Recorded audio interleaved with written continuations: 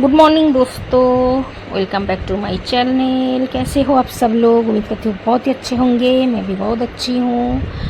और आज का वेदर बहुत बहुत अच्छा है। 2 दिन 3 दिन से वेदर बहुत अच्छा खासा है। मेरा गले का हालत ना बहुत बुरा है। इतना ठंडा पानी पी पी के ना बैठ गया पूरा। आवाज़ सुन के समझ ही सकते हो गले का हालत क्या है। तो छोड़ो, तो आज का वेदर जस्ट देखो, कितना अच्छा खासा वेदर है। बहुत हवा चल रहा है बाहर में और थोड़ा बहुत बारिश भी हो रहा है। और अभी बज रहा है शाम के 5।